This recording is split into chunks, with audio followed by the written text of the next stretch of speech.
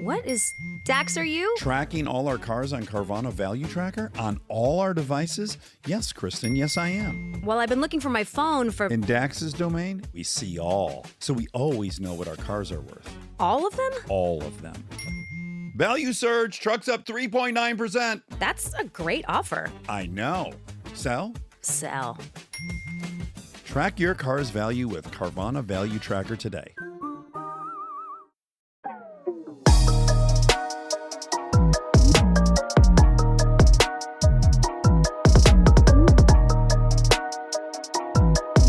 Welcome back to Mama Mystery. I am your host, Kelly, and today I'm going to be recording this episode by myself because Austin is working.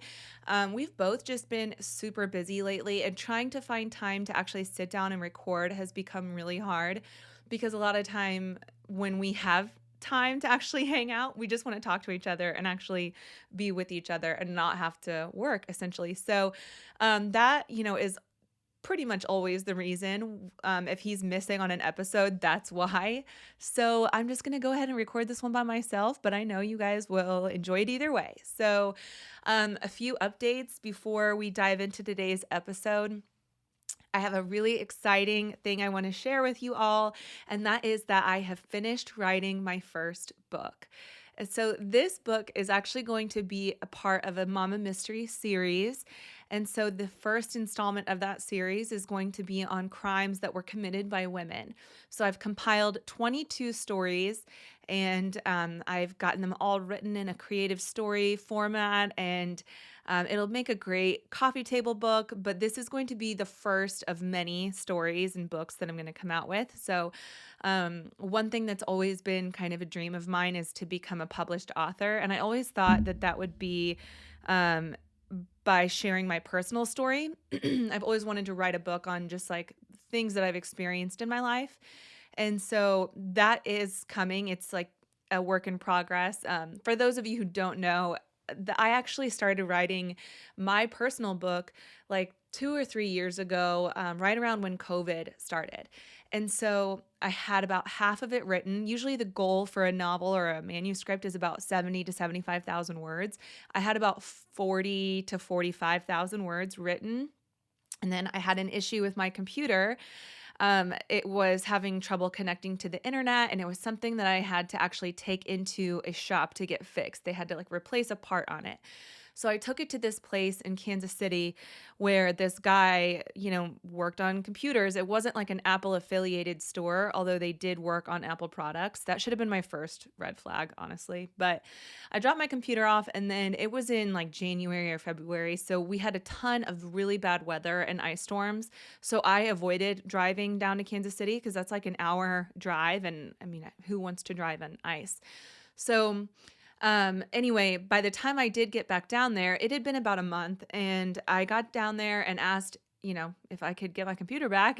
And he said that he sold it because I didn't pick it up in time. And I thought, what do you mean in time? I didn't know there was even a deadline. And he said, it's in the email that we send out to everyone. Well, at the time, he sent out one email that was just a confirmation that I dropped my computer off.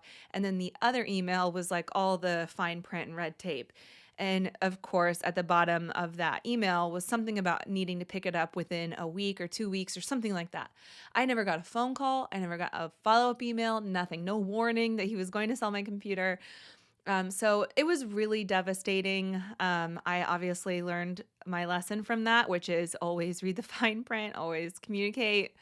It was devastating though. And so I stopped writing my book indefinitely after that. I never got back to it. And then it wasn't until I had a conversation with one of my best friends, Ashley, who motivated me to restart that project because she felt like it was a story that deserved to be told. And so just from that conversation, having a best friend in my corner to cheer me on and push me to do something that made me a little uncomfortable but would make me better in the end and potentially help other people, that's pretty much all I needed to, relight that flame. So The first book that's coming out is Wicked Women. That's my true crime stories. It's all going to be just objectively written about these crimes. And then the next book I plan on coming out with is going to be my personal story based on my life experiences. And so I will be sure to update you all as those books come out. The first book, Wicked Women, is going to be out in the spring. And then the following book, I don't know, but it's on your radar. And so, I'm looking forward to that. I'm looking forward to sharing those with you. And I would not have been in a place to even write a book or publish a book or even sell a book if it weren't for this podcast. So I'm just so grateful for all of our listeners, our dedicated listeners who tune in regularly, who binge all of our episodes. You guys mean so much to me.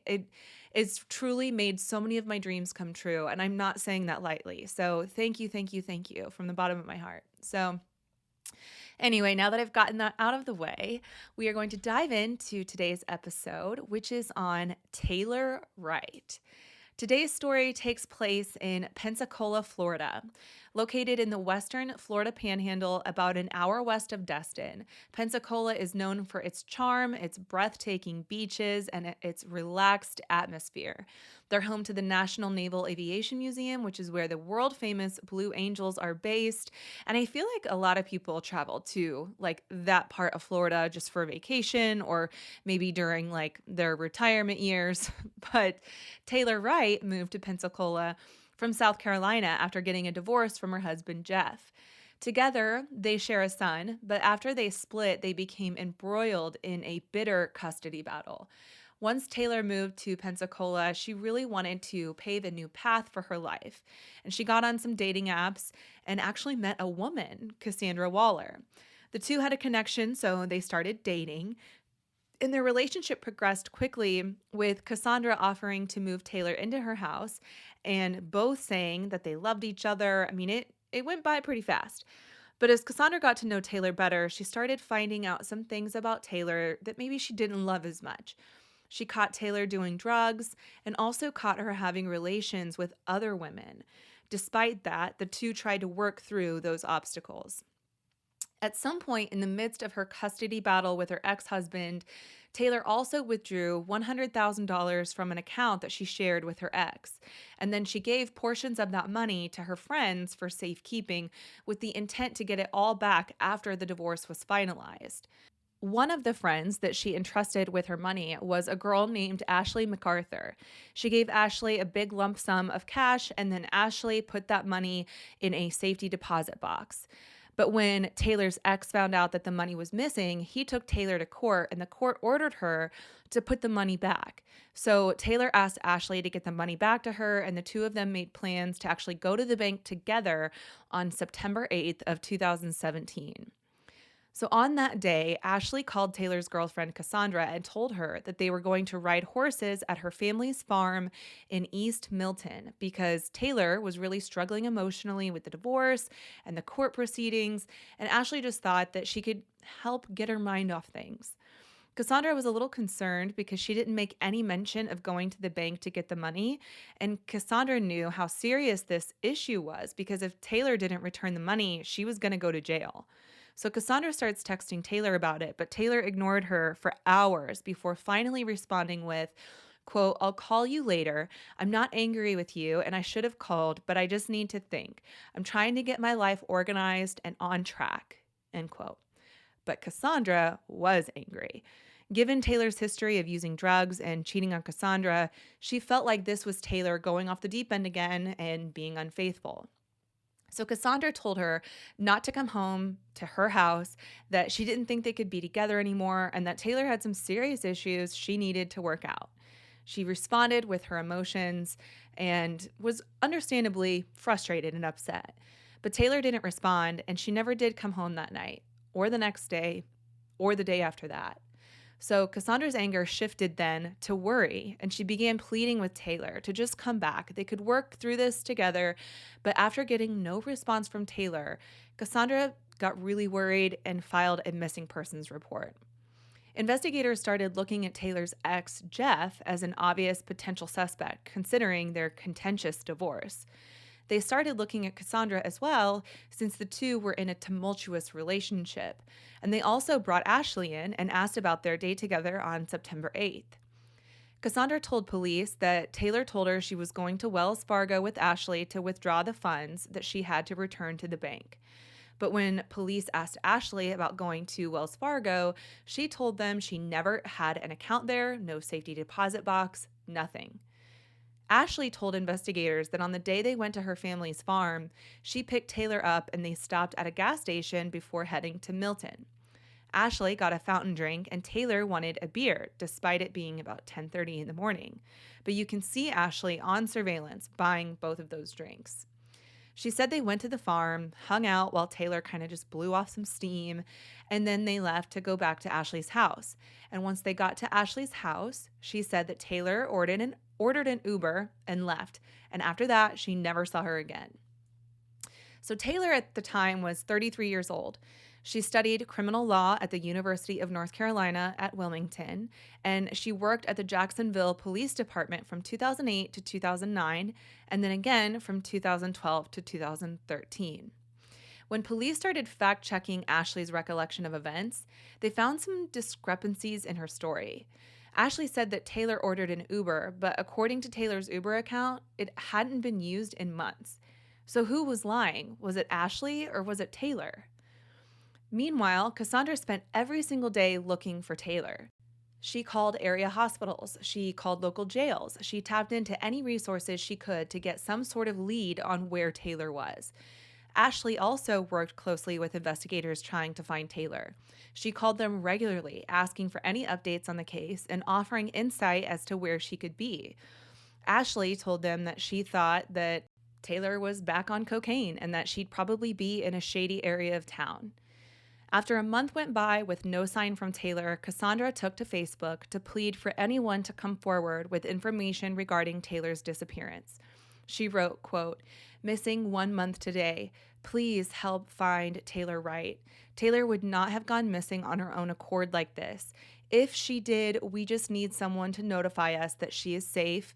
That is all. She is a loving mother, a great friend to many, someone who would give the shirt off her back to you, and someone I care about more than words can ever describe. We will not stop looking for her. Any help in sharing the missing person poster or keeping an eye out / notifying someone if you see her is much appreciated." End quote.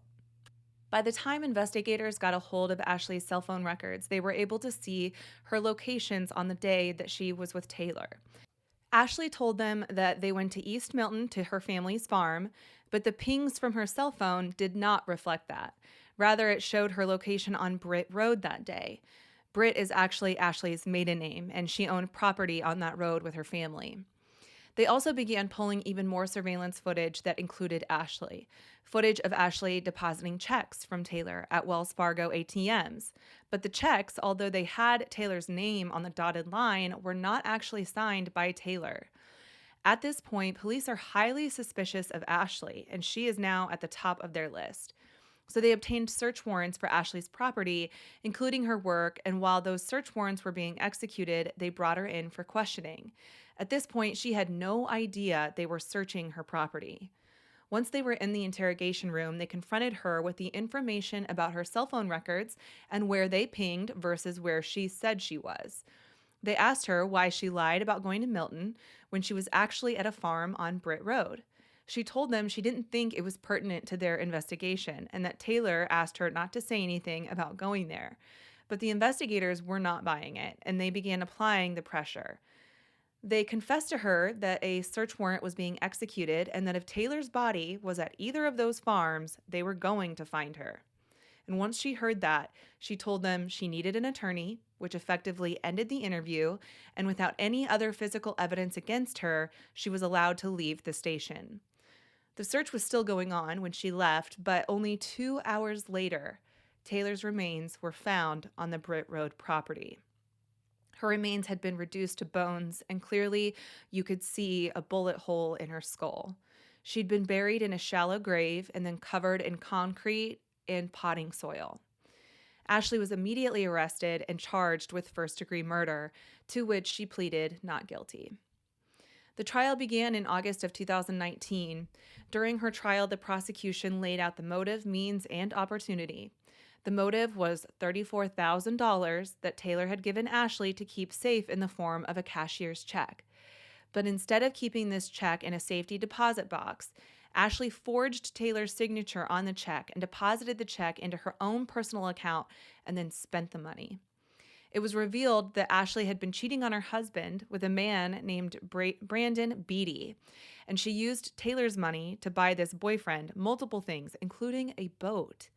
And the bank account that Ashley shared with her husband, Zach, had been overdrawn for quite a while before she deposited the $34,000. So these financial troubles were now, at least temporarily, relieved by this $34,000. But when Taylor came to Ashley asking for the money back, Ashley just kept stringing her along. And it was evident by Taylor's text messages to Ashley that she needed the money back and was losing faith that Ashley was going to return it. Her text seemed stressed and worried, telling her that they only had a couple hours before the bank closed and to please not be late. When they did meet up, there was surveillance footage of Ashley buying a fountain drink and a beer that was allegedly for Taylor. But one of Ashley's friends testified that the night before Taylor went missing, Ashley was in a strip club talking with a friend after she had just bought some cocaine. She admitted to this friend that she was going to put cocaine in Taylor's beer to try to overdose her. But another friend, who also testified, said that Ashley told her that Taylor tried a sip of the beer and then spit it out because it tasted sour. At some point during their time together, Ashley drove Taylor to her aunt's farm off Britt Road, and the cell phone pings proved that. But later in the night, when Cassandra received that text from Taylor saying she wasn't angry and just needed to get her life organized, it is more likely that Ashley wrote that text on Taylor's phone to deflect the reality that Taylor was actually dead at this point.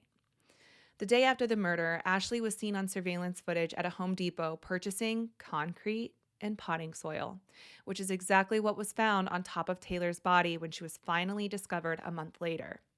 In addition to this, the state attorney argued that Ashley had once worked as a crime scene technician, giving her unique insight as to what investigators would be looking for.